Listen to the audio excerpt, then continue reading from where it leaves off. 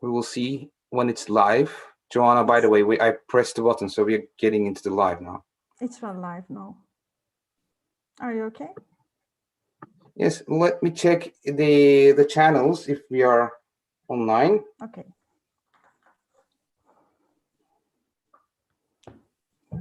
Don't hesitate if there is any problem. Yes. Session. Yes, we are. Please proceed. Yes. Okay, thank you, Yigit. Good evening, ladies and gentlemen. Welcome to our fourth program concerning the International Women's Day of 8 March, and our project dedicated to women.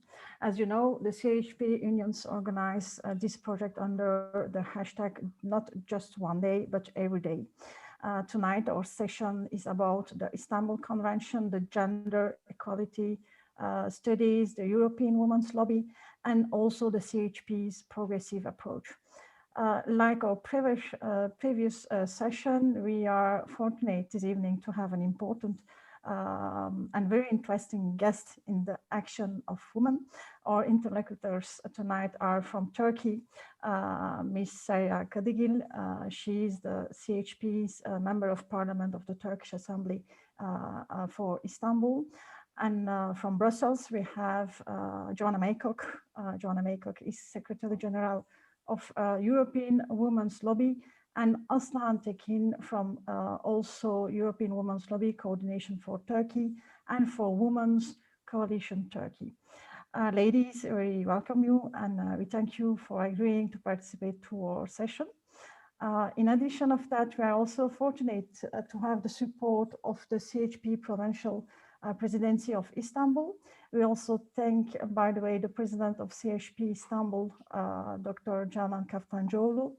With us this evening, we therefore have Fatma Eryıldız Şenvardar. She is Provincial Vice President responsible for research and development, and she is also city planner.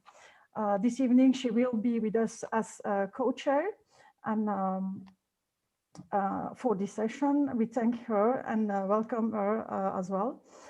Finally, as also chair, I have with me Sir Yigit, President of CHP Union in Denmark, and therefore myself, Derya Bulduk, President of CHP Belgium.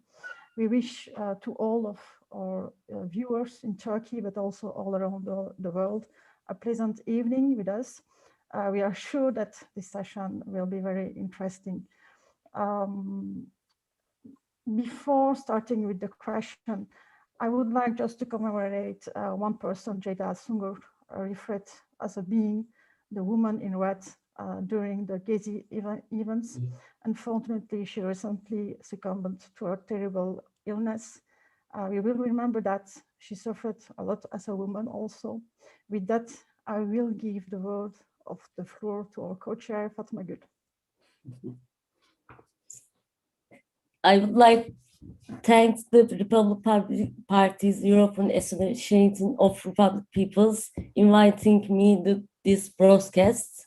I am very exciting as being co-host this program.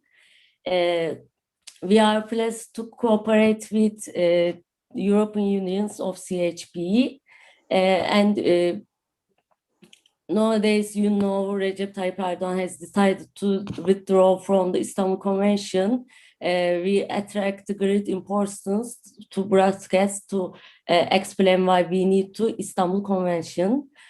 First of all, I want to introduce Sera to Sera Kadıgil. You know, she is member of Grand National Assembly of Turkey in its 27th legislative term since 2018. She has been a member of Istanbul Bar Association Animal Rights Commission's Executive Board since 2008. She has worked as a manager in many non-government organizations related to animal rights. And also she was member of CHP Women's Branch Center Board of Directors and served as a party council member of 3 terms, and she is a member of Grand National Assembly of Turkey Equal Opportunities Committee for Women and Men. I would like to ask first question to Sera Kadıgil. As we all acknowledge that as a result of constitutional referendum was held throughout Turkey on 6th April 2017, the office of Prime Minister was abolished. The existing parliamentary system of government was replaced with an executive presidency and presidential system. Does this system change authorize the president to withdraw the country from an internal convention which is solely about human rights instruments agreements? As being the main opposite party, what kind of actions CHP determined to be taken, both legal and social, against President Recep Tayyip Erdogan's decision to withdraw from the Istanbul Convention? Okay. Hello, everyone. First of all, I want to thank all the participants and the wonderful team who made this meeting possible. It's an honor for me to be one of the speakers today with these powerful women, actually. When it comes to your question, as you said, in Turkey, the governmental system has changed with an amendment in the constitution, and it has ridiculously expanded the presidential powers. We were against this amendment back then, and we are still against it. Our main objection was for an obvious reason. If you grant such powers to anybody, even to me, it would lead to an authoritarian regime. This was what we were saying from the 0 point. So the president has been granted with the expanded powers by this amendment, but still it's not in his capacity to withdraw Turkey from an international convention, especially if it's about human rights. He cannot do this, basically. The national legislation is so clear here. Turkey can only ratify or withdraw from an international agreement by the approval of the parliament, I'm so sorry. So the published decree is null and void according to Turkish law, I can say that. So we as CHP have applied to Council of State to cancel the decree, actually, last week, 2 weeks earlier. Women NGOs and other opposition parties also have applied. We are acting in coordination and cooperation with civil society, of course, and we are furthering our protests and demonstration on the streets, even though there is a really, really bad situation about the pandemic, COVID-19 situation. And we also inform people via our speeches and weekly press conferences in the parliament and visiting rural areas with all our parliamentarian friends. But I think most importantly, we, all the women MPs of our party, are acting united in the human rights issues, and we are very happy about that. So I can answer like this. Thank you very much for the question.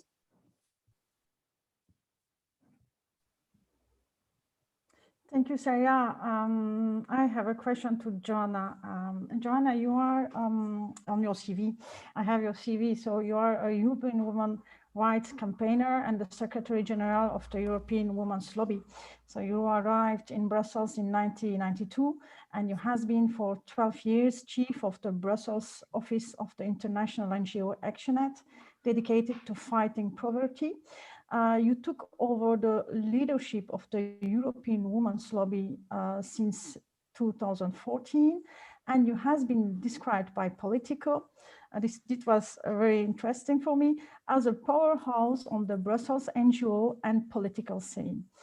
Concerning the political participation of the women, especially, you have been advocating for an equal number of female and male commissioners at the European Commission, and you have been leading transatlantic efforts to increase women's participation in politics, especially.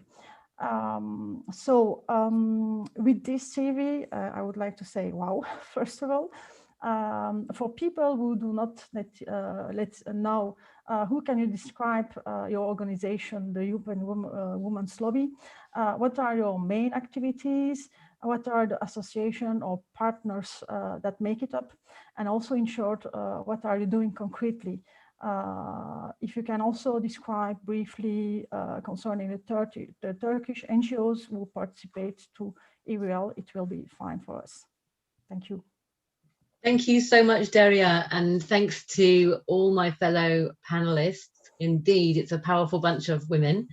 And thanks to everyone who made this evening happen, and to all of you who are participating across Europe this evening.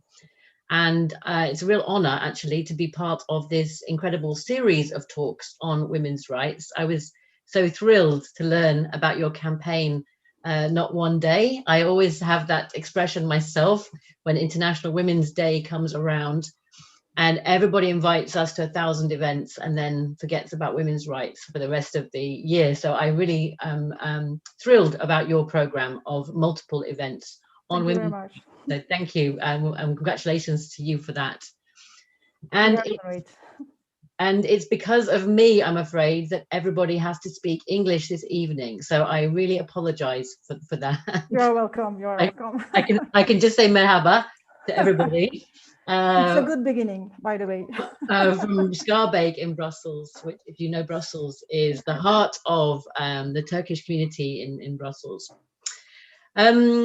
So you asked me some very big questions, Derya, and I don't want to speak for too long. So no, you can be very short. Or if you can describe very shortly, it will be good, because I have another big question for you. But I think it's important that people understand what is the European Women's Lobby. Of course. And a little bit about how we work. And I think perhaps what's important to tell all of you is that the European Women's Lobby is more than 30 years old, 30. So we were founded in 1990. And we were founded by women's organizations who came together from different parts of Europe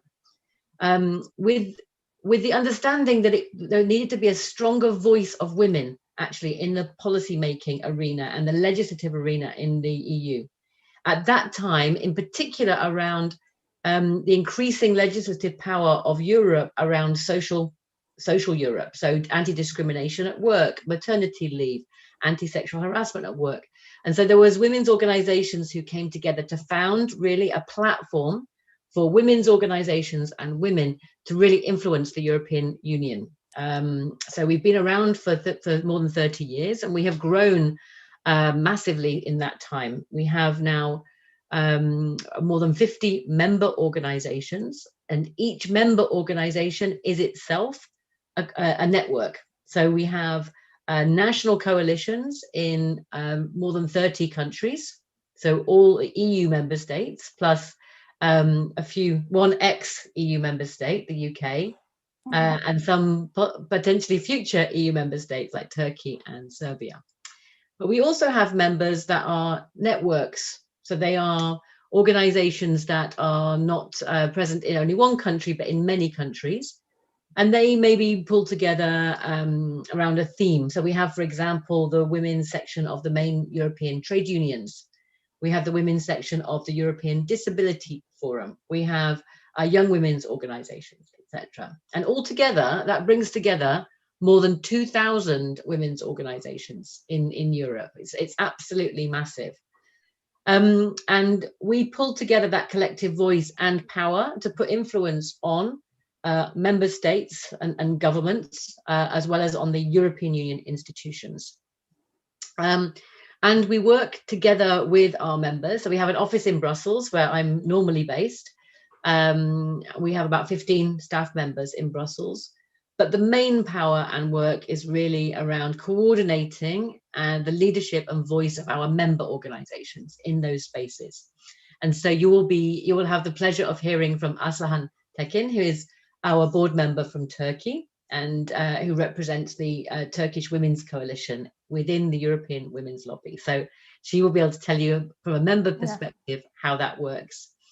And we work through research, through policy, through lobbying, through communications, through campaigning, through partnerships, very importantly through building relationships with institutions, with politicians, with those in power, in order to shape their agenda for women's rights. And we work across all issues that impact on women and girls, which is huge. So we work, of course, on ending violence against women and girls, which is the main subject we're discussing tonight. But we also discuss issues to do with women's economic empowerment, so particularly how to build a feminist economy, So issues of poverty, pay, care. And we also work, as you said, Derya, on issues of women's participation in political life, but also more generally that women's voices can be heard more loudly in society and in political debate. So that's in a nutshell what we do and how we work. I'm happy to answer other questions about that if you'd like. Yeah, one more thing concerning the participation of the woman in politics. Did you see that it's very interesting, by the way, but in the European countries, is it a challenge or is it not difficult? I don't know. Can you describe the situation of the woman in politics in the EU states particularly? Can you perhaps say something about that? Because we know that we have some quota in some countries, but I'm not sure for some other countries in the European Union. Is it the case, or what did you do, or what are you going to do for the participation of the woman in the politics?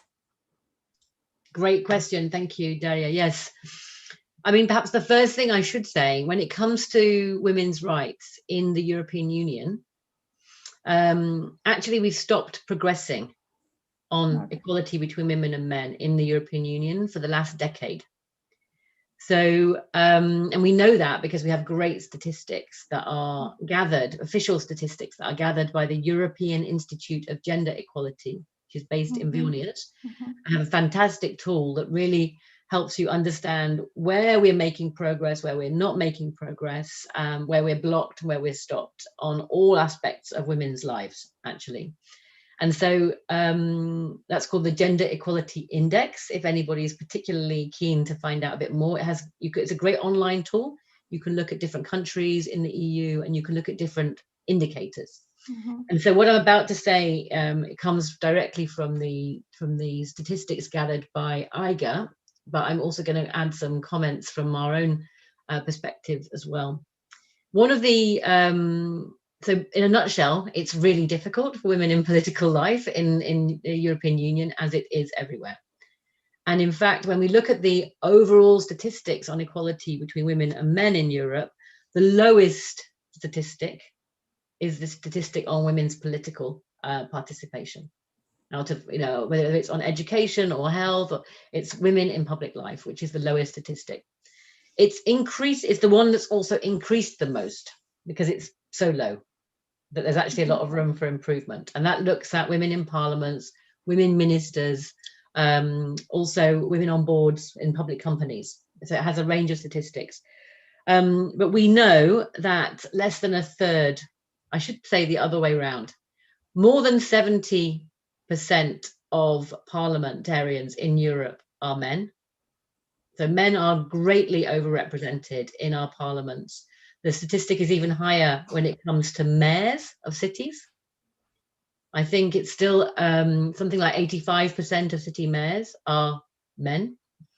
The vast majority of ministers or those sitting in cabinets are men also. And the same if you look also at company boards and CEOs, the statistics are terrible. And what we know is that the reason the statistics have improved from a very low base is because of quotas. Now, nobody really likes quotas, and I think they're clearly not an objective in themselves. But we have experienced and are really clear that you need to have positive measures if you're going to overcome the structural patriarchal discrimination and exclusion of women and silencing of women in public life. There are too many barriers to just be overcome naturally. And so you need to put in place targets and quotas and other forms of legislative measures to encourage political parties or company boards to actually recruit and advance women candidates. And so we've seen a lot of countries adopting different forms of quotas.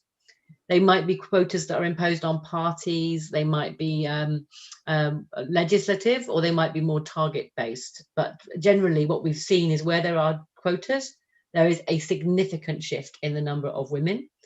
When there is a significant shift in the number of women, you are also shifting and changing the culture, actually, of the power and the decision making. So it has a knock-on effect over time as well.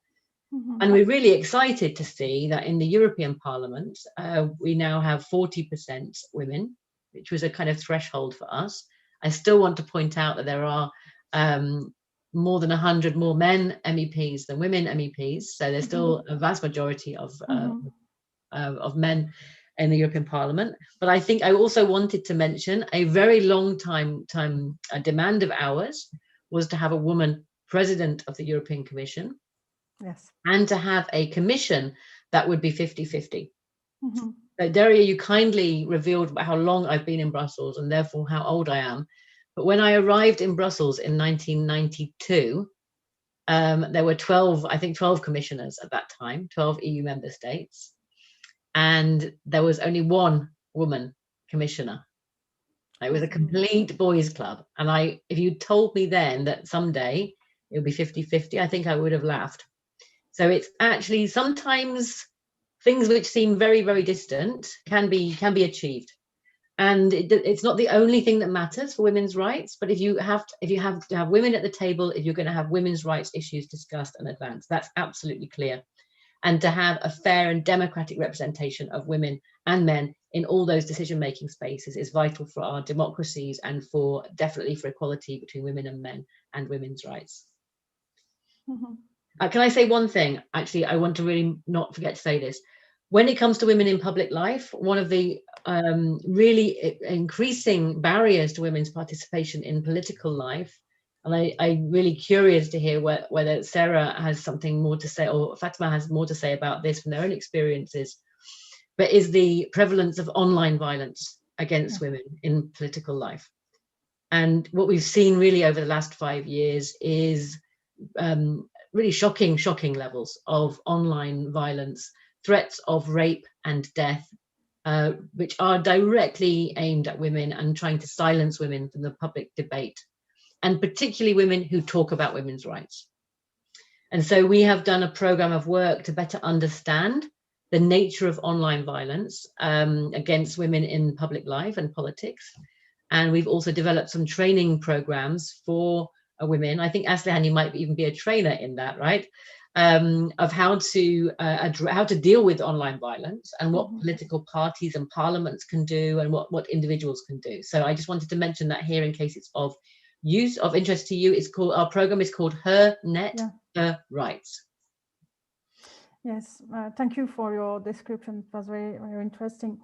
I have also another question, and it's more concerning the situation in Turkey, which is particularly very difficult, actually. So concerning the Istanbul Convention, which now finally comes to its 10 years of signature, many European countries have ratified and implemented it. The case of Turkey is a bit special, as you know.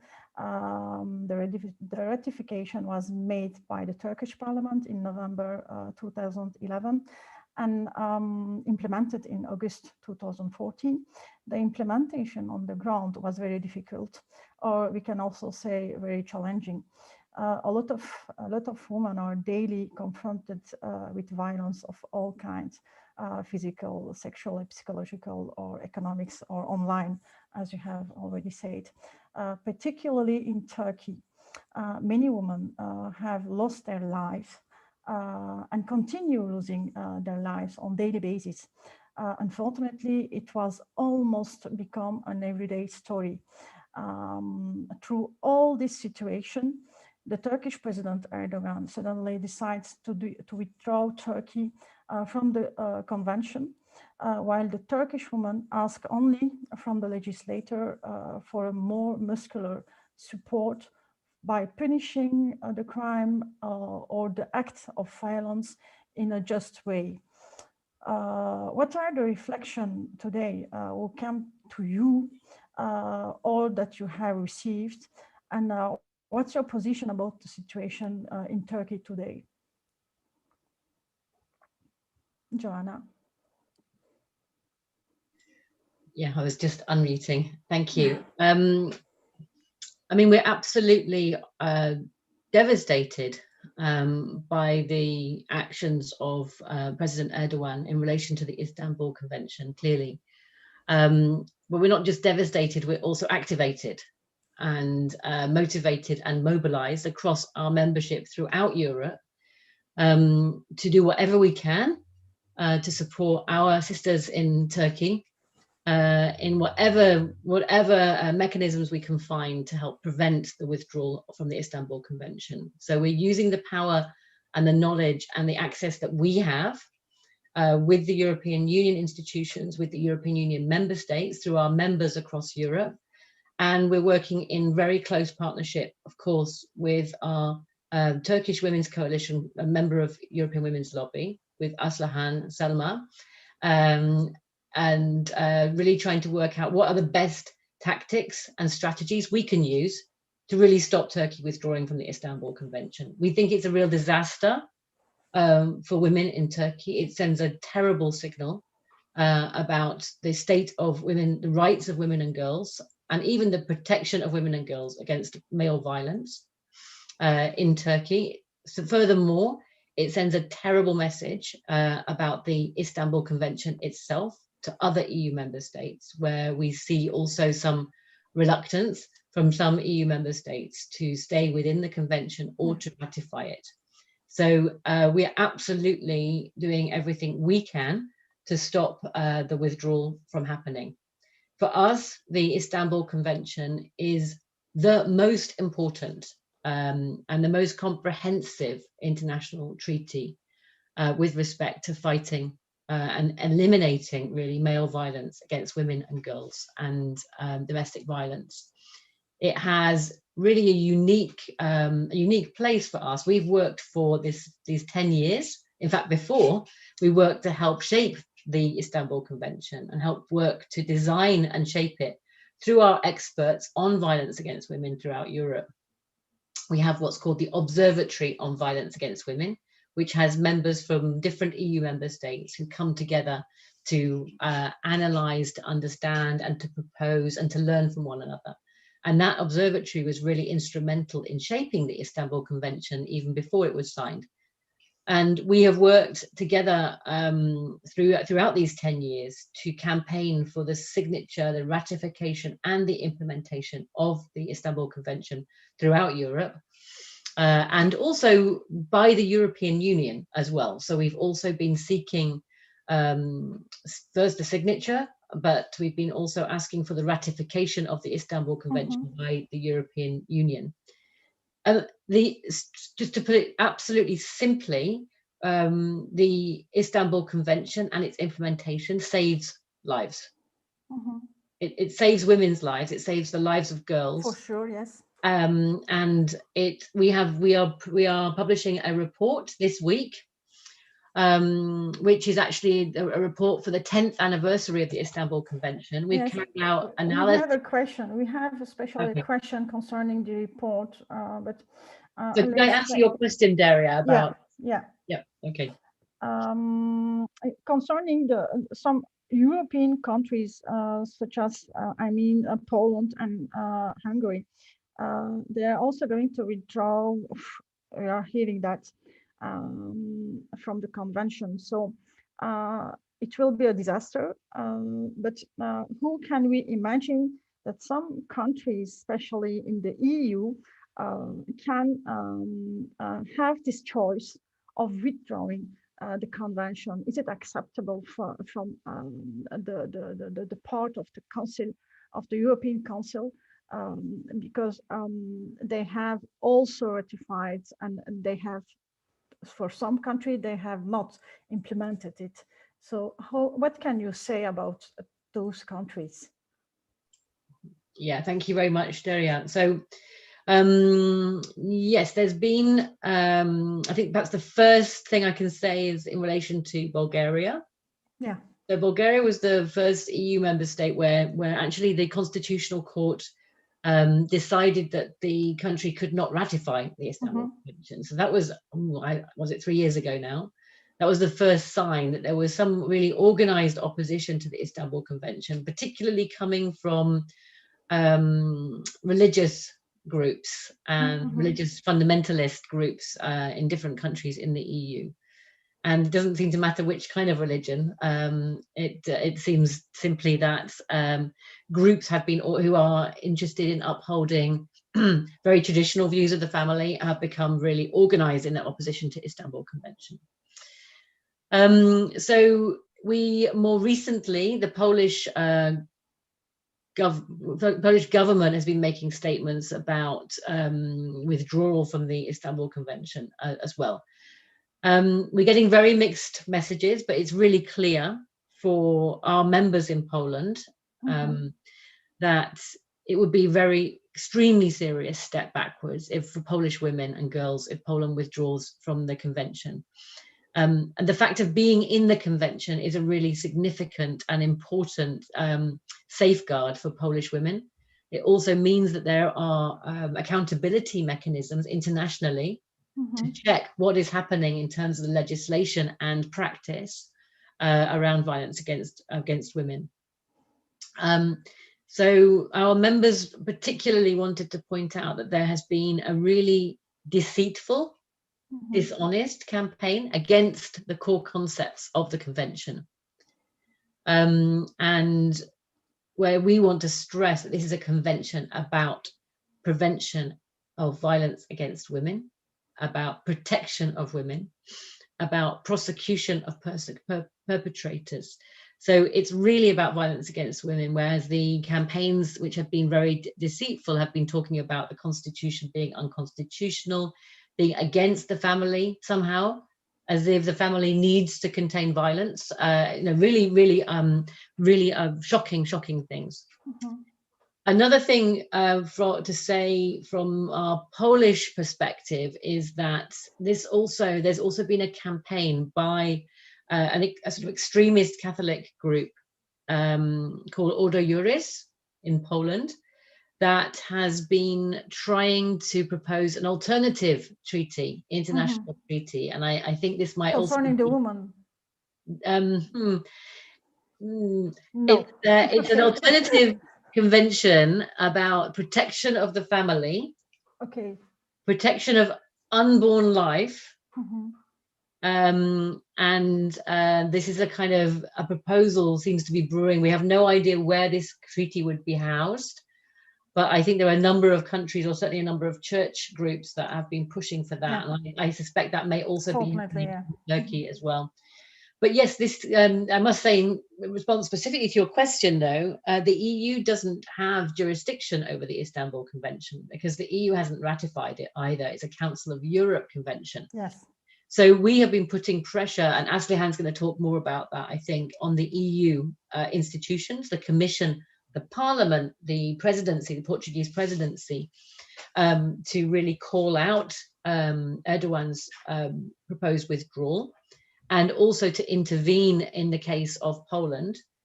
But we're trying to talk about the women's rights as part of the fundamental rights agenda. So we're trying to kind of weave it into the rule of law and the fundamental rights agenda. So this has been the way in which we have been working on that for Bulgaria, for Poland, and now for Turkey as well. Thank you very much. Thank you. Yigit, can you perhaps go further? Yes, I'll take over. And good evening to everybody. This is my first speech in that sense, and thanks to all participants, 5 wonderful women here, very strong women, and I appreciate being with you today. I would like to introduce Aslıhan today. Aslıhan, and she's designating herself as an ecofeminist, and she's a legal and policy advisor and lawyer, part of the Istanbul Bar Association, working on the EU and international law and policies, including human rights, gender equality, women's rights, social policies, and rights for environment since 2006. She's the EU representative of EWL coordination for Turkey, and an acting board member at EWL and EU representative of Women's Coalition Turkey. She's been working with different civil society organizations, associations, and international organizations in the EU, including Mediterranean region, Western Balkans, Turkey, and beyond. So, as one of the EWL digital experts and her rights trainer, she's going to be part of it. She's been working on cyber violence together with the grassroots organizations and the women networks. She's also been one of the coordinations of the Freya Forum in that sense, Forum for Regional and European joint activities on Western Balkans and Turkey. And she's a co-founder of Freya Academy and Foundation. She's also a member of various international and local associations and networks, such as the International Environmental Law Network, ELNI, the European Social Action Network also, and finally the European Women's Lobby and the Constitutional Law Research Association, which is in Turkey, Anayasa Der. That's also a remarkable CV here. Aslıhan, thanks for accepting our invitation here today. You're based in Brussels, and what is your role in EWL and Women's Coalition Turkey? What would you like to say about the withdrawal of Turkey from the Istanbul Convention? And can you elaborate a little bit and about the responsibility of the Council as well? Thank you. Thank you very much, Yigit. Good evening, everyone. It's a pleasure to be here with all distinguished speakers, and thank you very much for the CHP unions and also from the headquarters from Istanbul for this very rightful moment organized event. Thank you, Joanna. Thank you, Sera. Thank you, Derya, Yigit, and Fatma, of course. Starting from the first question, I will move as quickly as possible to the main issue. I will try to do that. As you have rightfully mentioned, as Joanna explained, the family of the EWL, I am representing EWL coordination for Turkey in Brussels.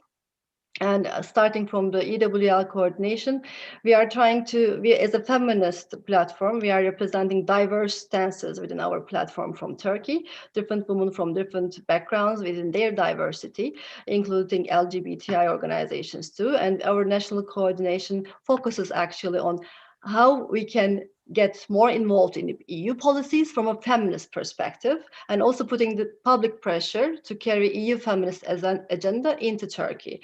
So it is both ways. So we are trying to carry out what we are putting in the agenda of Turkey to here, and from here to Turkey. So it is both ways. So we have over 80 organizations within our platform, within our coordination, from different stances. On the other hand, Women's Coalition is also European Women's Lobby Coordination for Turkey is since 2004. Turkey is a member of the EWL family, and with Women's Coalition is a 20-year-old platform, where it's a fully independent non-profit NGO platform with many different branches all over from Turkey, from grassroots organizations. And there we mainly focus on, equality between women and men, and it's with a particular focus on political, public, and local participation of women at all levels, local, national, regional, and international levels. So we are within the European Women's Lobby perspective, we are focusing on more European level policymaking, from women's economic participation to violence against women, to different women on boards, women in politics, from different stances. And within the Women's Coalition, we are also touching upon similar agendas, but mainly focusing on women's participation in all senses. So within both organizations, I represent them in Brussels, and we are trying to, between the EU institutions, international organizations, we are trying to be the voice of the feminist stance in Turkey, and we are a part of the EU-wide feminist platforms and organizations, and bringing our perspective, added value to the stance at the international and European level. So coming to the question on I think your second question is more about how we have taken the withdrawal decision on the Istanbul Convention that I would like to, give our perspective. As soon as this decision was public, we have reacted, of course, immediately. But actually, women's movement in Turkey is very wide. As I have mentioned, Women's Coalition is there for 20 years. EWL Coordination for Turkey is since there since 2004. But there are many different women organizations, different platforms as well. And women's movement in Turkey has been very strong.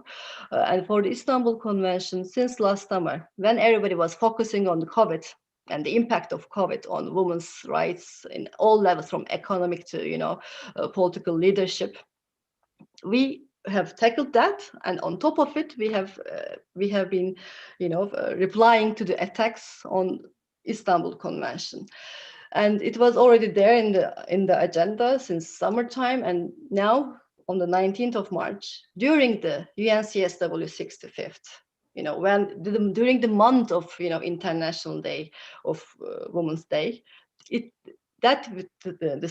withdrawal decision was a statement on its own against women's rights, against human rights, women's human rights.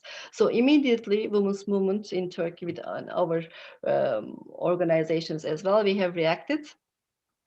From midnight until now, we still continue our work on this.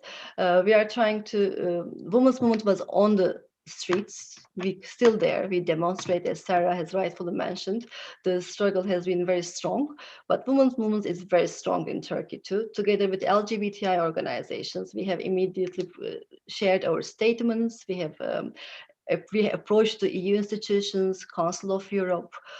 We have initiated collaborations with international, transnational platforms, and we have tried to be, and we are now, the voice of all women, not only for Turkey, but for Europe. What happened also is very important to highlight here. As Sera rightfully mentioned, this decision is null and void according to the Constitution of Turkey. We have tried to create awareness on how this decision should not have been actually brought to the Council of Europe, before the Council of Europe, and it shouldn't be taken as a denunciation.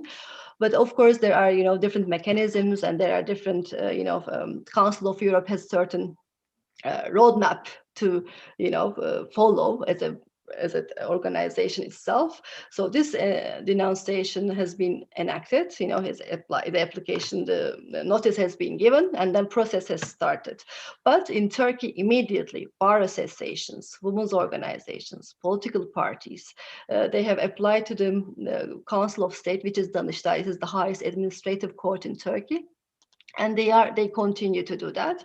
And if I'm not mistaken, there are 34 bar associations who have applied to the Council of State against this decision. And there are some visible and invisible applications. Some people make it up public, but personal and civil society organizations as well, and political parties publicly announcing their applications to the Council of State. We are also calling all political parties actually to apply to the Constitutional Court of Turkey, so that this decision is not is actually reversed and stopped for Turkey's before the Council of Europe, to be informed and to be immediately, to have the reversible effect. Immediately when we have shared our letters, our statements, European Union institutions, from European Parliament to the Council, they have reacted.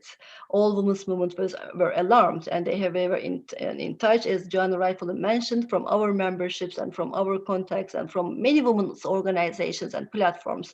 Work has been acknowledged by the international community from the globe. We had reactions, and these reactions are still actually, this is like a snowball effect. This is bigger than Turkey right now. This is because we see this as a war against women's rights, women's human rights, as rightfully Joanna mentioned, within the fundamental rights framework. This is actually not only a women's rights issue, but a human rights issue. So I will maybe leave it here. Maybe you have further questions, then I can continue. Yeah, maybe I can add up a question, Aslıhan. I think the other day when we were speaking, can you elaborate a little bit about that? Why is it so easy to to withdraw from a convention like that. I mean, because that's what we see in Turkey. I mean, and obviously, there might be some tasks for the European organizations as well. Can you make some few words about it? Sure. I mean, Istanbul Convention. I would like just say it can be the European Council Convention or the International Convention. So we must have, I suppose, we must have a procedure. We don't have, perhaps not yet, but for the future, for this kind of convention, we must have a strong procedure to withdraw a convention. Yes, thank you both. I mean, Istanbul Convention was the first binding convention on violence against women, for the domestic violence, with a bigger, it doesn't only protect women, it protects girl child, it protects everyone actually from, with focusing on gender, men, with no discrimination on gender or sexual orientation. As I mentioned, elderly men, they're all protected. So Istanbul Convention is an international benchmark and the gold standard, as it is acknowledged at the global, sphere as well. But as rightfully mentioned, why it is so easy to. I mean, I wish I had the golden answer to it, but this is a Council of Europe convention. It is different than. It has different, how should I say it, within the convention itself, the denunciation and everything is, written within its legal and political, sphere. But also, as Joanna mentioned, within the EU, even EU has signed it. It is not ratified, and there are some problems with the 6 member states of the European Union, even if all the members have signed it, and they didn't. And this is an argument that the other side, some governments, including Turkey, use for the Istanbul Convention, but it doesn't change. None of the international conventions, including Lanzarote Convention, including the CEDAW Convention, they shouldn't be questioned, as Istanbul Convention shouldn't be questioned. I think this is right now what we have created within our snowball effect, I would say, within the feminist movement of Turkey has initiated this process to discuss within all levels, international and regional level, that Istanbul Convention and any convention should not be left behind, as you cannot leave your vested rights if you achieve the right with your hard work, because in 2009, as rightfully mentioned by Joanna, women's movement in Turkey was there together with the Observatory experts of the EWL, writing together with all the European feminists those articles of Istanbul Convention altogether. They were calling for the Council of Europe to have this convention. And now, today, in 2021, still together with all those, feminist movements in Europe and in the globe, we are here. We are even more stronger to uphold all those member states of the European Union and the signatory states of Council of Europe, including Turkey, because Turkey is still obliged to Istanbul Convention, and Turkey, until the 1st of July or never, or further, they have to comply with the Istanbul Convention, because Istanbul Convention saves lives, and we will not give up on that. Are you sure that Turkey can be reversed with the withdrawal? I mean, this is a legal and political discussion, situation. Of course. I mean, but I don't want to. But for women's movement, there is no back. We will not step back of it. That I should say. It's not about Turkey anymore. It's bigger than that. Yeah. Thank you for your honest answers. Thank you, Aslıhan. Derya, yes, I think it's yours. Yes, thank you, Aslıhan. I have one more question to Sera. Sera, what are the Justice and Development Party leaders, so the AKP leaders' motivation to decide the withdrawal from the Istanbul Convention? And does his convention or rationale built upon facts or any solid fact basis? Also, what will be the CHP future ambition, targets and actions addressed and promised to the public in closing to the gender gap once they are being elected to govern the country, I hoped. Thank you.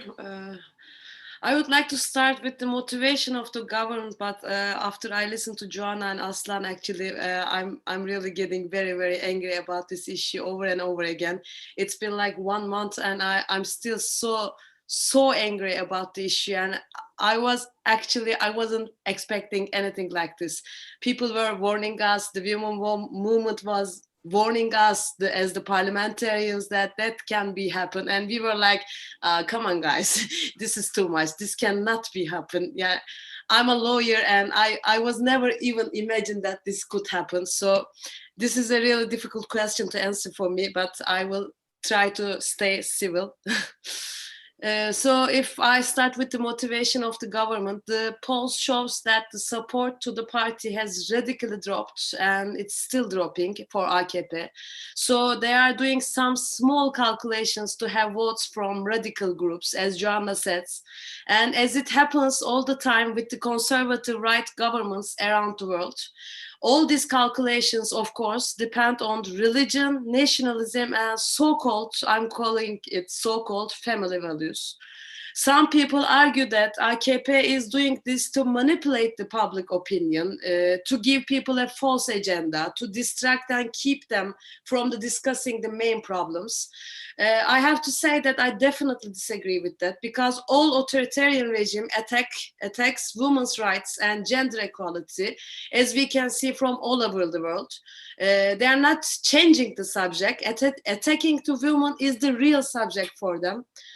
Turkey is currently in deep economical crisis. It's true that the connection between the presidential palace and the common people is completely lost. Basic problems of the people is completely unseen from the palace. This is true.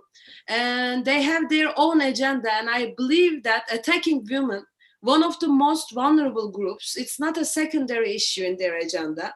There's no space is there for a gender equality. They don't want that. They don't like that. They don't like what they're hearing when we are saying gender equality. So I believe to stand against this unlawful action must be an issue for not only for us women, but for every citizen of Turkey. The regime uses this polarization as a common tool as usual. If I need to continue with CHP, as you asked, first of all, I must clearly lay down that the Istanbul Convention is one of our top agenda items. We know why it's being targeted by the radicals in Turkey and in Poland and in Bulgaria and in all over the world, and we are fighting against it. The biggest job to save and implement the Istanbul Convention falls to the parliament, actually, but unfortunately, as Aslıhan told you, this presidential regime is doing its best to make sure that the parliament doesn't function at all. That was the whole point of getting into that system, actually.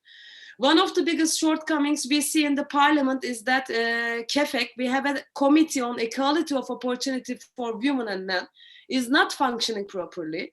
It's supposed to be a committee responsible for tasks such as controlling the conformity of the bill of laws with the principle of equality. But unfortunately, these tasks have never been completely bypassed. Last week, actually, we called the committee on an urgent meeting to take the necessary steps. We are waiting for a reply, and I'm pretty sure we will wait for a very, very long time, because they are not working for human rights. They are only working for AKP.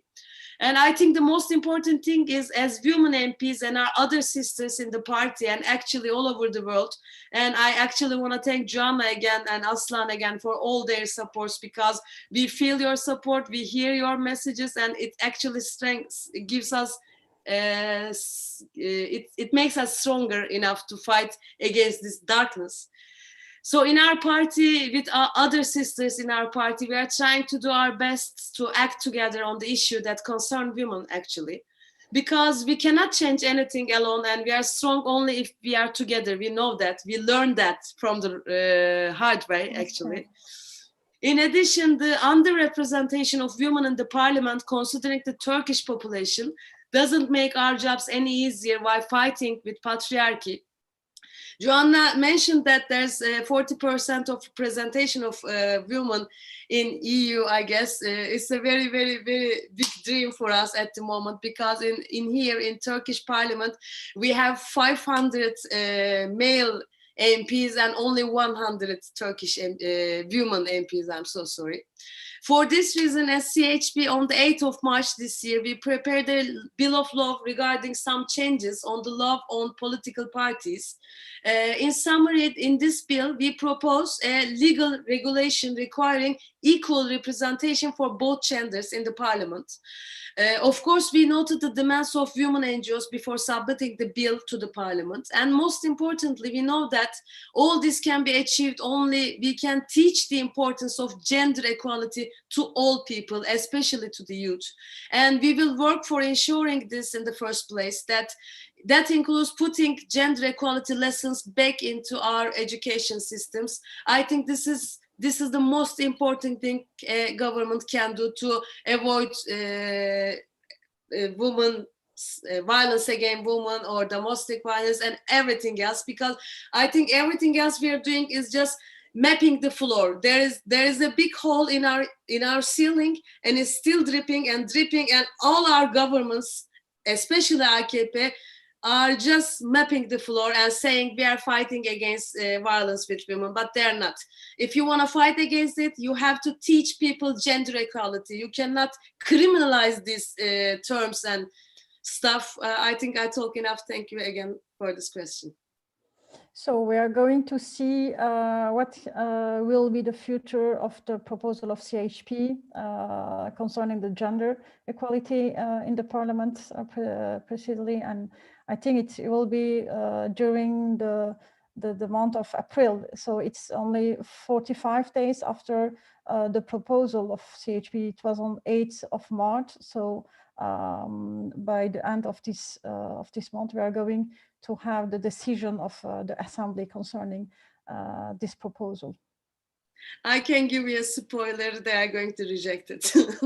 I'm also sure, unfortunately, but it was the goal was very, very good, but unfortunately, I'm stressed. I think that it will be rejected also. Thank you, Sera, by the way. For Fatma Gül, do you have? Would you like to continue, or? Yeah. Okay. Thank you. Yes. Thank you, Derya. I will ask the question to Joanna. We said before, the Istanbul Convention is on its 10th anniversary. We wonder, how do you analyze or assess the situation in countries which have applied to convention from the beginning till today? Especially, we wonder, what about the particular case in Turkey? We talk about the Istanbul Convention. We need to prevent femicide and domestic violence. I wonder this report thing.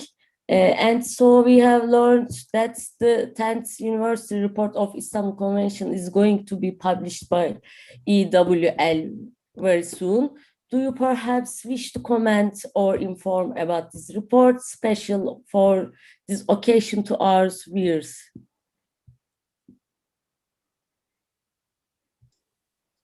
Thank you very much, Fatma.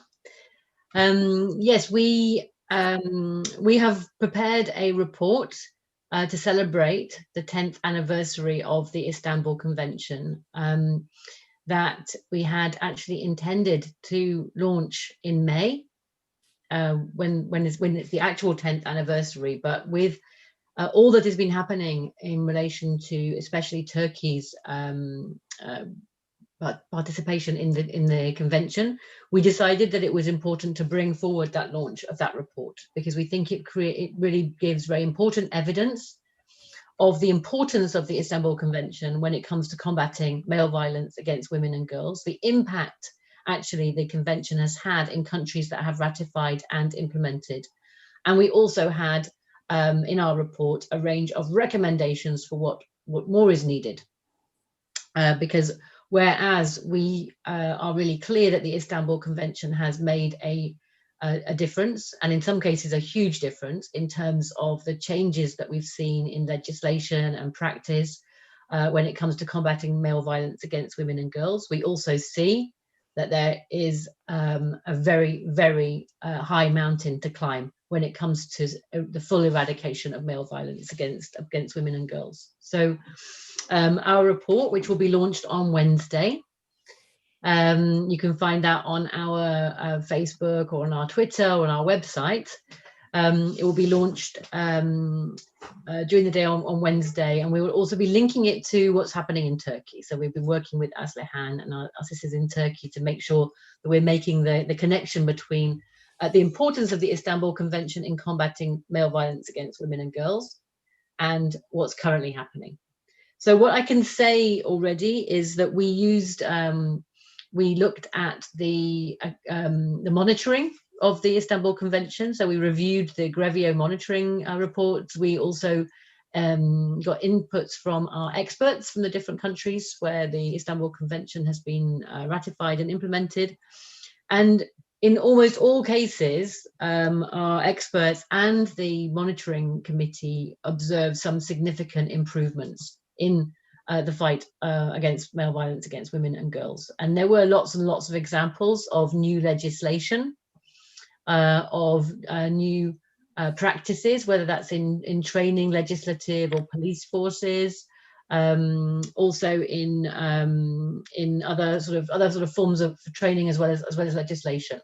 So examples of legislation, we've seen the rape laws change in many countries under the convention. So moving towards affirmative consent laws for rape, for example. We've also seen laws around tightening laws around coercive control and sort of broadening the definition of violence against women and girls in the law. So we've had lots and lots of examples of improvements that we've seen, even as we know there is so much still that needs to be done. For us, and what we're saying in this report is that the Istanbul Convention remains the most important binding international treaty, that we want to see it both ratified and implemented by all countries within the Council of Europe, but also beyond. We also see it as an international standard that we use in international spaces. And we also are calling for the EU, so the European Union, to put forward a proposal for legislative measures at the EU level for a comprehensive directive to combat violence against women and girls that would also look at including things like online violence and also sexual exploitation and prostitution as well. So to combating violence within the sex trade. So that's in a nutshell what's coming on Wednesday. There's some really great examples in there from across all the countries. I think it's fair to say, and Aslıhan will, I think I would hand the floor to Aslıhan, that Turkey is one of the countries where the implementation has been the most challenging. And I don't know if you allow me to pass to Aslıhan to say a few words about that, perhaps. She was also part of writing this report. Yes, please. Thank you, Joanna. I mean, we were, as rightfully mentioned, we are part of this report, and actually we were very proud of to be this part of this report, and we were ready to celebrate together with a different, enthusiasm, because it showed also the good things happened, how Istanbul Convention has improved things, as rightfully you mentioned. The implementation has been very difficult on the ground, but the law 6284 is the biggest tool that Istanbul Convention actually brought on the surface. And the reality is, of course, the implementation takes time and it is still very difficult. And right now we are trying to create awareness. Law 6284 is still national legislation, is on the ground, that all the authorities, all the public administrative and police departments and all the authorities should continue applying to it, even though Istanbul Convention is a convention withdrawal of Turkey is there. It doesn't matter. There are so many things with the context of Istanbul Convention has brought to us, and we still need to, empower those tools, even though this decision has an impact. We are able to reverse this decision on the ground through the 6284 legislation. So within the celebration of the report, you're gonna see that how we also recognize how the hotlines that we have actually should have implemented as Turkey, we still do not have a hotline on violence against women, only dedicated to, only the civil society organizations on the ground, those working on the violence against women, have certain hotlines, but the official, officially Turkey still doesn't have a hotline. But there were steps. Istanbul Convention has initiated so many steps, and we were in those, improving steps which were not implemented still on the ground. So it's a big mental and patriarchal structure we have been trying to fight against, try to improve on the ground, and this is going to continue. We do not give up on that. So this report is a very important tool for our members, for the wider networks, for our women's movement in Turkey and also in Europe, and I think on the global level too, as Istanbul Convention is a still benchmark for all those organizations and women in the globe to tackle violence, all forms of violence against women, as you have mentioned, Joanna. When we say all forms of violence, the digital violence, digitalization, how we have been acknowledged during COVID time, and we are right now doing a digital meeting together with all those participants.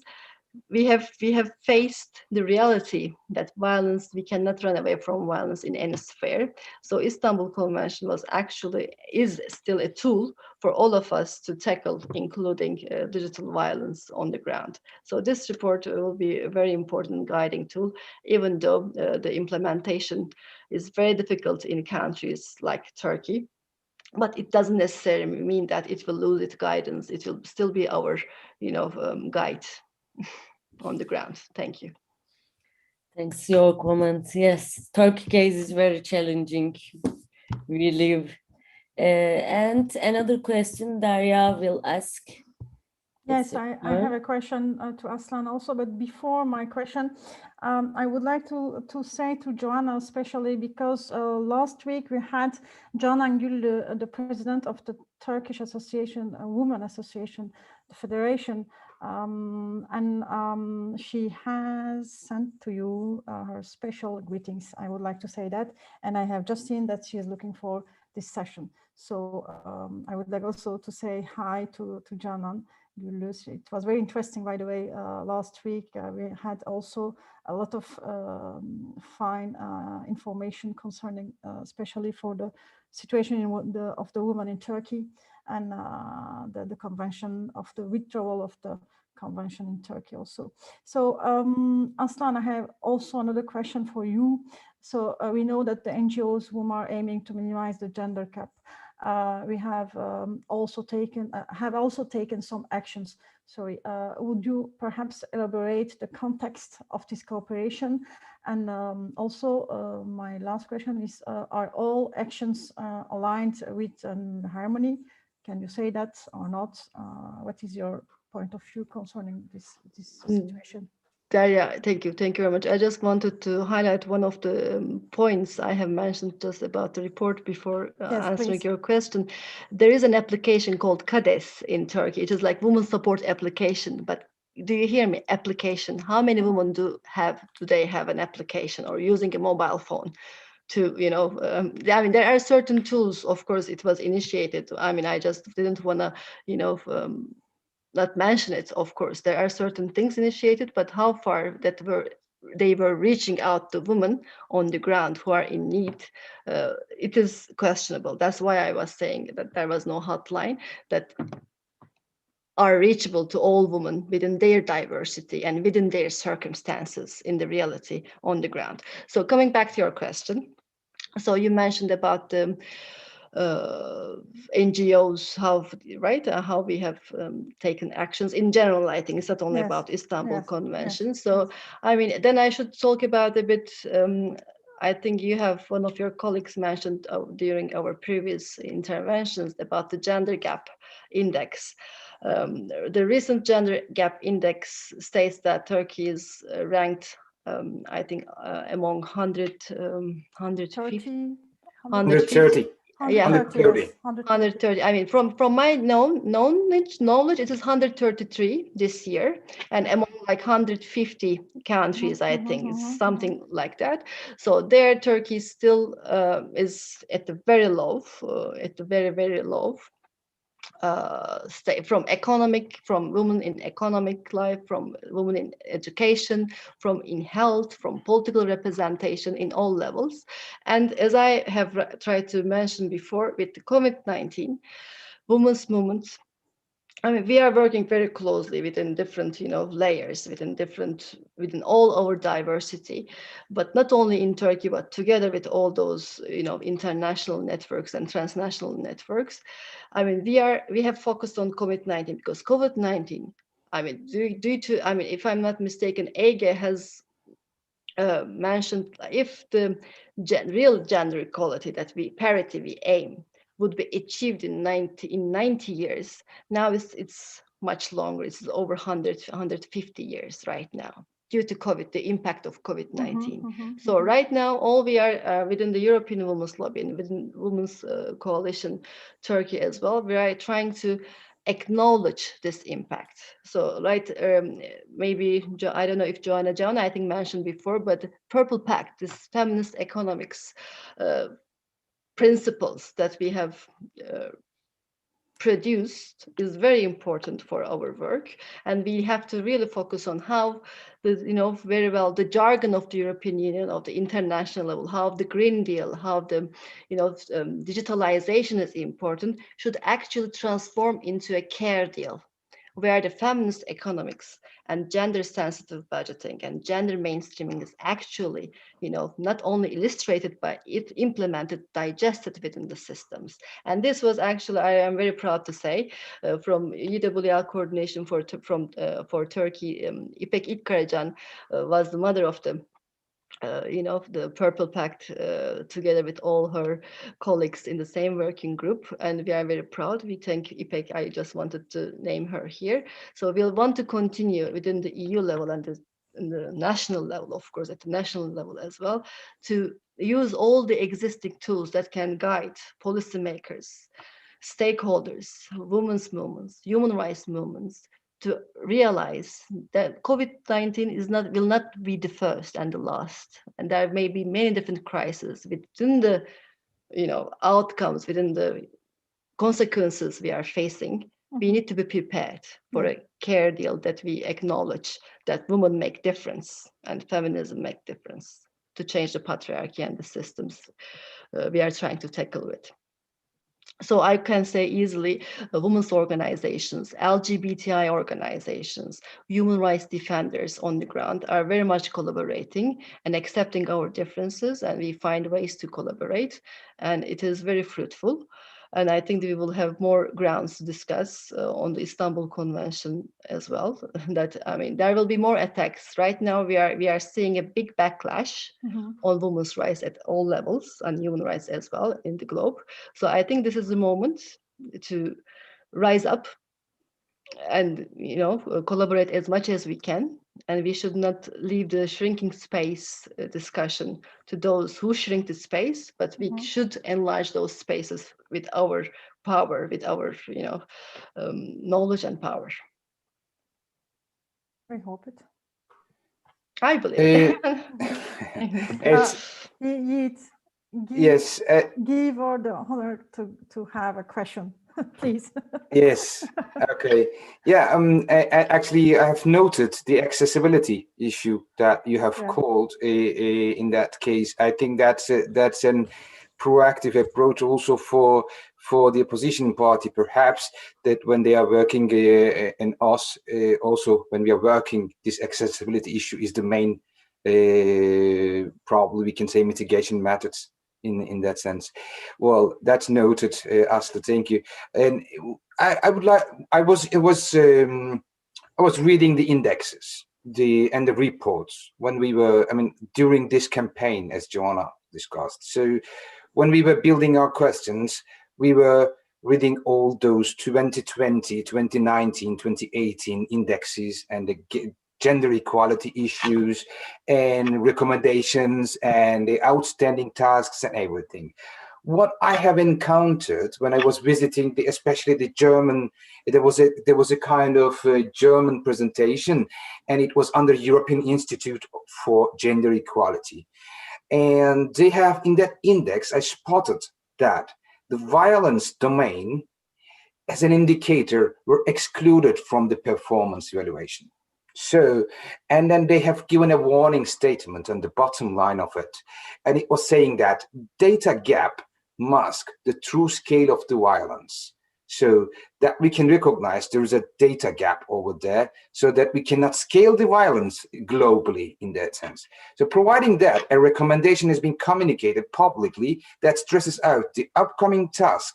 As such, the EU needs comprehensive, up-to-date, comparable data to develop effective policies that combat violence against women. So can I collect your comments on the current situation? Isn't this letting the countries to build unbased arguments? How do you see the priority of this issue in the agenda for combating violence against women? I would like to reflect this question for all my participants, but especially it's a global issue. So I would like to convey this to Aslıhan and Joanna, if you can convey some words about it. Thank you.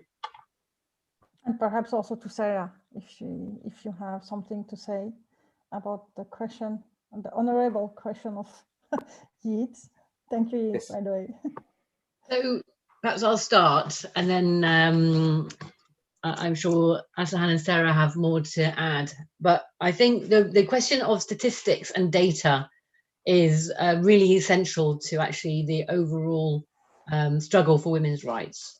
And unless we have data and statistics that are sex disaggregated, that understand the different impact or the different experiences of women and men, boys and girls, but also the different impact of policies on women and men and boys and girls, then it's very hard to do the work that we want to do. So those statistics that are gathered by the European Institute for Gender Equality are really, really important in informing sort of an evidence basis for public policy to advance women's rights and equality between women and men. And absolutely, it's really, really essential within those statistics and that data to understand the different experiences that different women have also. And Aslıhan talked about that. So the experience of women with disabilities, the experience of migrant women, the experience of women of color, the experience of lesbian women, the experience of Roma women, of younger women, of older women, and the experiences, whether it's on the issues of the economy and poverty or violence or participation in public life, are impacted by multiple factors. So that's the first thing, we need the statistics. So that's absolutely essential across all of the areas that we work. And of course, on violence against women, there's always been a massive gap in accurate data and information. So much violence against women and girls remains underreported, under-prosecuted. There's very, very low rates of effective prosecution of rape, for example, in Europe. So we know that there's much more violence experienced by women and girls than that which is in the official prosecution statistics. So typically the data has been collected more through surveys and other mechanisms to gather the data. What we do know is that a third of all women and girls experience physical or sexual violence in their lifetime, 1/3. What we do know is that around 50 women are murdered every week by their partner or former partner in the European Union, every week.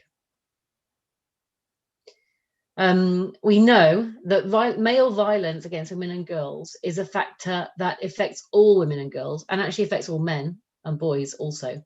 It's such a systemic and structural part of our societies that it affects everything and the choices that all women and girls make, whether or not they're directly experiencing violence. So we know it needs massive and structural measures to address it, as well as and including those measures which are set out in the Istanbul Convention. So yes, we need data. Yes, we need better data. At the same time, we know that the statistics that we do have are shocking and outrageous, and they're not diminishing either. So I also want to say that I really want to concur with what Aslıhan said, her message of hope. I think I I think it's fair to say that there has never been more public awareness and more public outrage about male violence and violence against women and girls. I think women are more aware and more organized and louder than they've ever been before. We're loud and we're united in condemning violence, in raising the alarm on violence, in using the tools that we have available to us through the courts, through communication, through campaigning, through solidarity and mobilization to call out and address violence and put an end to male violence against women and girls. So I feel that whereas we can sometimes feel hopeless, especially stuck at home as we have been for the last year, and hearing the news from Turkey, I think we also have to keep hope alive, because there is a really, really loud and effective mobilization, and more than there ever has been before, I would say. We have more public conversations about violence, and we've seen that during COVID this year. I think it's been a very strong part of a lot of the public discourse has been about the increased violence against women due to being locked up or shut at home with male perpetrators, for example. And many governments have put in place special measures to help support women to report and get support and to escape from or get support from violent confinement situations. So I feel like there's a lot there that we also should feel hopeful about, but it's going to need really organized, strategic and tactical thinking, solidarity, sisterhood, teamwork, burning the midnight hour, Aslıhan. Hard work, clever work, and fearless work, actually, because we know that there is a really organized opposition, but we are stronger than them, we are more than them, we are louder than them, and we are on the right side of history. So we will prevail. Thank you, Joanna. I just will maybe. I don't have much to say on the gender desegregated data problem. This is Europe-wide, it's global, it's for sure it's a problem for Turkey. I can also mention the Grevio recommendations on this, how it was recommended by Grevio and improving the collection of gender desegregated data for the administrative side as well by law enforcement bodies and the criminal courts and health professionals. It was very much encouraged by the Grevio, and also data related to protective and preventive measures should be taken within the concept of Law 6284 on combating violence against women. So it was clearly raised in all recommendations that the data should be collected in line with the applicable standards on protection of personal data. So it is very clear at all levels. As Joanna mentioned, mostly, I would say, surveys, civil society efforts, official surveys maybe too, but they are not enough and they don't reflect the reality. And even the numbers that we think that they're high, they will be much higher once the data is actually there and within its own reality. But setting the criteria within all member states in the European Union and with the candidate countries, it was also stressed by Ege. It was very difficult. But the difficulty is just a challenge, but it is easy to overcome in time, I think. And we are there to advocate for that, and we will continue. As rightfully mentioned, it's not only about violence against women, but in all gender desegregated data, the issue continues. But we will continue to advocate for that, and it is in the agendas, I would say, at many organizations and many institutions' agendas, and we will not leave it there to stay in the agendas, but to be implemented and to be executed. Thank you. I just want to add a very tragicomic stories about this issue. While I was elected as MP and go to the parliament, we have some tools. We can ask written questions to the ministers in there. So these statistics are really, really important for us and to prevent and for everything, actually. So I was trying to find not just me, actually, most of my MPs, other fellow friends. We were trying to figure out how many women were killed in Turkey that year.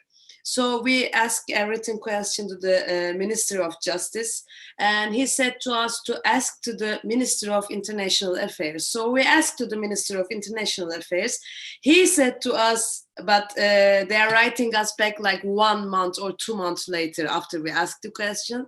So Minister of International Affairs answered to us to ask to the Minister of the Family and the Women branch. After we asked them, they told us to ask to the Minister of Justice Department. So we were rolling in this roller coaster, and finally last year or 2 years, maybe most 2 years, our Ministry of International Affairs decided to announce the numbers, but there's a huge gap between the NGOs numbers and the ministers' numbers. This is a very big problem, and of course we are believing in women movement. Of course we are believing in women NGOs, not our government, and I'm not sorry to say that. For the final numbers, the government told us that there is 108 women killed last year, but according to our women movement, this number is like 3 times more than that. This is the tragic end of Turkey at this point. If I may, Derya, it is also very important to mention a couple of organizations from very much working on data to improve in Turkey. Yes, kadın cinayetleri, we will stop femicide platform.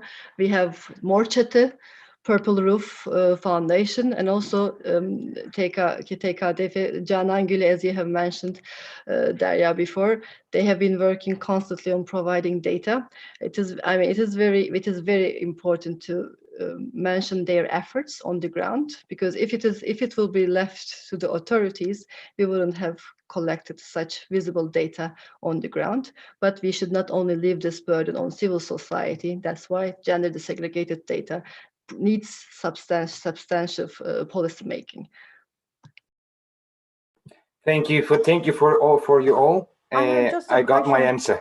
I have just a question concerning the Ministry of Family in Turkey, and just concerning the database for the family and the violence into the family. For the reserve or for the data, did they work with the association? I don't know, Aslıhan, with your associations, or what is the cooperation? Do you have a cooperation of such work together? Or is it any kind of contact? Any kind of contact or support? I don't know, because I think I have heard that women's NGOs or NGOs in all kinds didn't receive any support from the governments. That's another question, perhaps, but especially the NGOs for women didn't receive anything as support. I should say we are proud of to be independent networks and platforms, and we stand up with our own, commitments and beliefs. There may be organizations which we call them GONGOs, the governmentally supported organizations, and they may receive funding. It is on their cause, but we as independent women organizations within the existing system, we do not have that type of a relationship with the government. For us, the most important thing is the policies, the strategies that are made for women should include women. The women we talk about, the women we represent, further all those movements. So it is, I think, very important to highlight this. No policy, no strategy can be written without including women. And this is the case, right? Women NGOs, yes. Women's representation. So I think it should be clear that we don't have that type of relationship with relevant bodies, authorities, that they should take place actually within consultations. So this is the reality. This is a fact. Yeah. Without any consultation, I cannot have an idea concerning the last situation of policy. So, okay, thank you very much, Aslıhan. So we have. I want to add something. Maybe Sera knows better. Fatma, please. Family Minister maybe support Kadem Women Yes, and Democracy Association. Sümeyye Erdoğan is member of this association. Sarah, do you know anything about this? Yeah, I know that was the Gongos Aslan was talking very politely about. Let's stay politically correct. They don't have any representative in here, so. But you're right. They have this is the only organization they are supporting, actually. Yes, but they have received a big amount from the government for their own organization. Oh, of course, they have to. This is why they're there, actually. Yeah. Okay. So, Sarah, I need to remind something. Apology. Yes. We are a little bit beyond the time, so let's speed up a bit for the next questions. Yes, for sure. Sarah, my last question for you, especially concerning the basis of the objections. Are they being formalized? Can this withdrawal be reversed? You have already say your minding concerning this situation, but what is your prediction or hope on the resolution of this issue? Based on the latest metropoles, so Turkey's polls, public opinion results. The government's decision to withdraw from Istanbul Convention collected just 26% approval rate. So could you perhaps elaborate what this finding meant to you? And also, I would like to add some notes from press release of CHP Istanbul Provincial Presidency.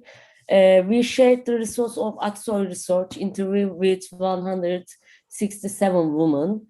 The government decision to withdraw from Istanbul Convention collected just 20.2% women approval rate.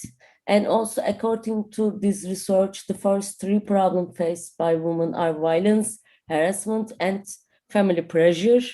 And 79.3% of women think that they don't have equal rights compared to men.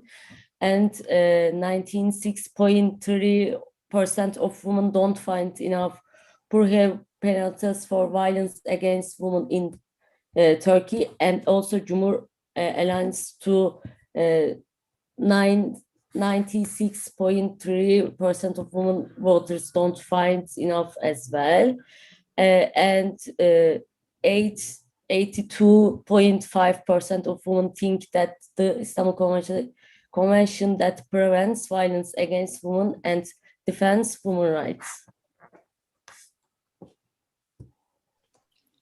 Okay. Thank you, Fatma Gül. Thank you, Fatma Gül. Actually, these are important numbers you were sharing with us earlier. To start with the second question, as I said before, the connection between the presidential palace and the citizens, people, is completely lost at the moment. The palace is acting with the motivation of satisfying some limited radical groups according to their agenda. The polls show this to us. This decision is not supported by the majority of voters, even in AKP voters, actually. And as for the legal basis, I will try not to go into details because we are running out of time, but the Istanbul Convention has been ratified by a law in 2011, and this law is still in effect, actually. And the president cannot abolish a law by himself. The parliament does. Secondly, the decree is against the constitution, our Turkish constitution. According to Article 90 of the constitution, international agreements are put into effect by the force of law. And the convention is actually about the law, about the Turkish law.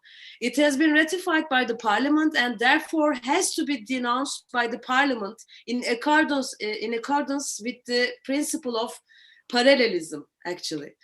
Again, according to the Article 104 of the Constitution, the President may issue presidential decrees on the matters regarding executive powers, not legislative powers. Therefore, he cannot issue a decree on this matter. Also, the Constitution says the President cannot abolish the regulations on fundamental human rights. So our Constitution says that, all our legal system says that, but we don't have law in Turkey anymore. It's very painful for me to say that because I'm a lawyer. You asked me that what's my hope on the resolution of this issue. My only hope right now is an early election, because as long as AKP is ruling this country, Istanbul Convention, in my opinion, is not coming back.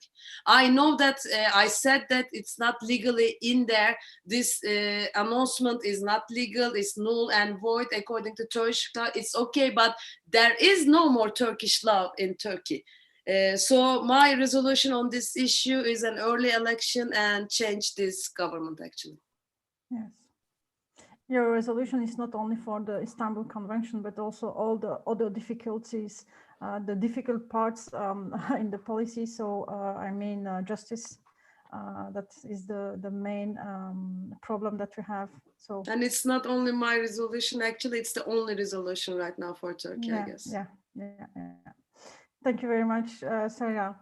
Fatma Gül, I think, Fatma Gül, I think these are the last questions, perhaps. Yes, if we can have the last question and if you can collect the last word. Unfortunately, while finishing our broadcast, we know women are strong together, and I wonder, today the Turkish women performing public demonstration on daily basis to claim her rights coming from birth and demand to reverse Turkey's decision of withdrawal. And what would you like to say to Turkish women whom are suffering from this dramatic decision today? Aslıhan and Joanna, I want to collect your last idea and last word in this program. Joanna or Aslıhan. So okay, I go. Thank you, Joanna. I mean, Sera actually have stressed again how this decision was taken and how it is against the constitution of Turkey very well. Thank you, Sera, highlighting that again. This was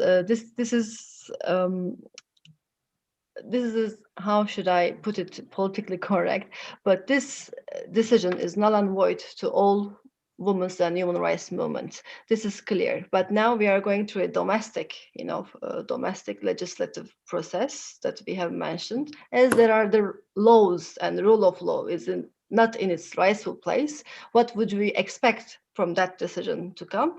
This is something else, but women's movement and human rights movement, within the contradiction of all these, circumstances against rule of law and democracy, we resist, we continue from where Istanbul Convention has acknowledged our, fight against all forms of male violence. We're going to continue from there. I have to also, it is not only my message or our message, I think, to women in Turkey, but it is their message to Europe, to the globe, that I would like to be the voice of, that I should stress that this is not over yet. The convention is there until 1st of July, and we're gonna continue asking for the implementation of it, and we're gonna continue creating awareness around that.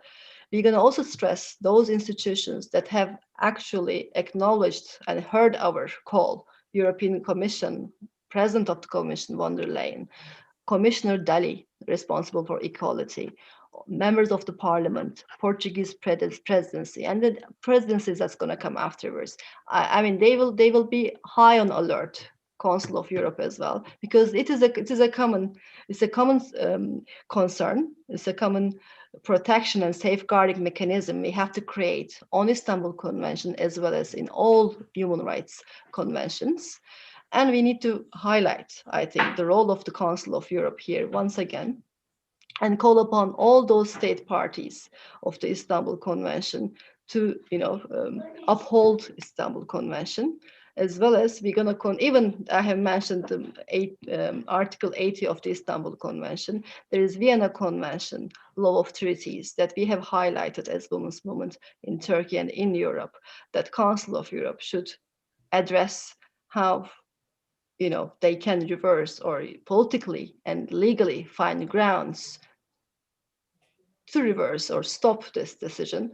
But nothing is only written on, in laws. As lawyers, some of us here, we know that it is a very political process, and it is an enriching process. This is the culture that patriarchy has put the seeds under, and they have planted. But we are here to clean those, we say the wild seeds, and we can grow our own plants upon. So I trust on that, and I call on again women's movement in Turkey and all in globe that we are here, and Istanbul Convention saves lives. We'll get only stronger out of this.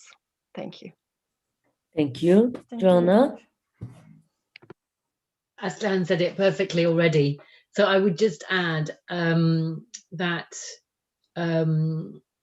we are loud when we are united, and that is how we will succeed, and that is how we will prevail, and that is how we will advance with the Istanbul Convention, but also with all of the other agendas which we hold dear in terms of achieving women's full human rights. So we need to work together. We need solidarity. We need sisterhood. We need teamwork. We need resilience. We need hope. We need also to rest. So we need to take it in turns sometimes. Yeah. I think some of you around on this call know what I mean. They're not all superwomen all the time. So what I would say is, with the European Women's Lobby, you can count on us, on the support and sisterhood of all of our members across Europe and our team in Brussels to support you, the women and the women's rights agenda and the women's movement in Turkey. With Turkish Women's Coalition, you have an incredible leadership really within the European Women's Lobby, and a very respected voice of bringing Turkish women's concerns and issues into the European space. We remain and are constantly inspired by the strength and resilience of Turkish women to constantly rise up and question and fight for their rights. We are inspired by women members of parliament, when there are so few of you, Sera, who are vocal and speaking the truth and bringing the women's voice into the parliament in Turkey. It's so important.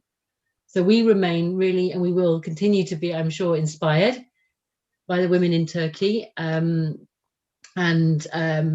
we'll do everything we can to help support your struggle, and to bring that as part of the European struggle for women's rights, which is part of the global struggle for women's rights, which is far from having been won. But let's keep hope alive, because without hope, we can achieve nothing. Yes. We need to continue to hope, because hope drives action, and action drives hope. That would be my strong message to you tonight. Thanks for your comment.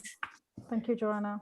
Thank you very much. And I think I will. It's my turn to ask the last question to Sera. Yes. And you're expecting a different question, but I would like to underline with a little bit humor in it also, if you can accept, so that Joanna can for the end, so that Joanna can understand the expression we have in Turkey. Just for Equal for Boys Club, Sera produced a new phrase actually in the parliament, and she underlines in the stage that you are bunch of mustached people, and I am in front of you. So maybe, and it was a big, it was inspiring, and it was a fabulous speech, Sera. Could you elaborate your emotions in that moment, and then what made you to speak that word, and for example, that I would be honored to hear this as your male comrade in this male companion in this fight. So I would like to understand, and some people haven't had the chance to listen your speech over there. So can you briefly repeat it to us? Thank you. So you are ready to hear something of heart from Sera. You are welcome. I am I'm all prepared with a lot of fur in my face, so no problem at all. Thank you. It was a very bold question with all that hair in your face, Yigit, actually. Thank you very much. Thank you, Joanna, and thank you, Yigit, for these beautiful, beautiful words. But I think this was the most difficult question for me at the moment, because I was really, really, really outrageous that day, because it was 8th of March and we were discussing about human rights, and in Turkey the situation is really bad. I'm not exaggerating it. I'm not making any political moves on this issue. It's really bad. For example, we talk about the numbers. According to these numbers we have from the NGOs, there's 300 women was killed only last year, plus nearly 200 suspicious deaths in here, Turkey. Following the day the president signed the decree for the withdrawal, 6 women killed in one single day in Turkey. We also know that our country ranks on the top of the list when it comes to the domestic violence or sexual abuse, actually. So I was laughing at the beginning of the speech. I'm so sorry for this, but it was a funny moment, because I like fighting with the man with a mustache, with that mindset, and try to prove himself to me that AKP is doing everything he can to prevent the violence against women, but they're not, and they're lying with their mustache and everything. So this is why these numbers are getting me very, very angry and upset. And that day, actually, we were discussing with our female collaborators, and this guy specifically asked and try to say things to everything I say. So it started like that, but I cannot do the same speech again, not even in English. It's impossible. I'm with the people I love at the moment. I need someone I don't like to speak like that in front of me, actually.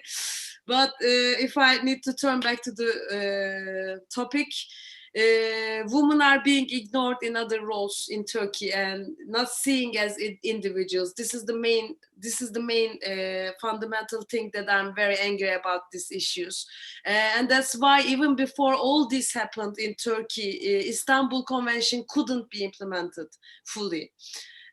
Because as in many other countries, in Turkey as well, there is a social code by which woman can be tolerated only in the family and only if she behaves in the manner found appropriate by men, especially with the mustache ones. So as a final resort, and I want to add something to what Joanna said, of course I'm not hopeless, and there's a saying which belongs to Atatürk, my beloved Atatürk. I like that saying very much.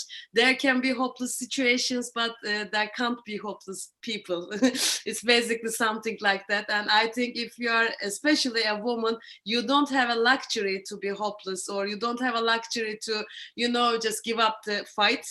So there are some sentences that keep coming and going to me, but I don't want to take any more time from anyone else. So, and actually, I was here today not only to discuss the current situation in Turkey, but also, and more importantly, to listen to such prominent speakers such as Aslıhan and Joanna and learn from them. And I learned a lot, I have to say that. We know that sisterhood, human rights and human dignity are universal values, and we need to stand together against this patriarchal system. And don't worry, we are doing this. And I want to end my speech with resist, resist, resist. Thank you very much, Sera. Fatma Gül, can I have your last word? Would you like to say anything? Just I say, when the Gezi time it is beginning, we will continue fight, of course. And I took some notes. I learned a lot of things. Joanna, Aslıhan, ve Sera. Thanks for everything. Thank you, Fatma Gül. Yigit, would you like to say something? Yes. Thank you. Thank you. I suppose, and I hope that you learn a lot. Yes, definitely. Yeah. I studied also for a long time to build the correct arguments as a male also. That because I think this is maybe you are seeing this is I mean, sometimes we make so wrong terminologies. We use wrong terminologies. So I feel like that this is on the basis is a male problem. So that's why I wanted to learn everything, and so that's why I learned a lot today. And I'm in between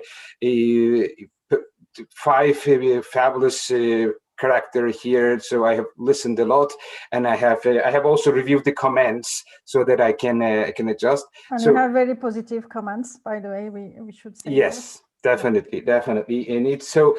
Thank you all. It was a pleasure, and it was a beautiful night for me. Thanks again, and then hope to see you soon. Actually, Thank you, in everyone. person after the pandemic. Yes, looking forward to that. Thank you, everyone. Thank you to all of you, Joanna, to Eryıldız, especially Sera, Kadıgil. It was very interesting. Aslıhan, of course, we have a lot of time spending for this project. Thank you a lot, seriously. So we collect a lot of important informations concerning the Istanbul Convention, especially, and the situation of the procedure against a withdrawal, especially Aslıhan. It was very interesting for me. Thank you for all of speakers and all of our viewers, because there is a lot of viewers who sent us a message, so it impresses us. And see you next week. Next week we are going to have the 5th edition of this project, so it will be with woman president of each union in the overseas, and also our woman president in Turkey, CHP. So see you next week. Have a nice day and an evening. Bye. Thank you very much.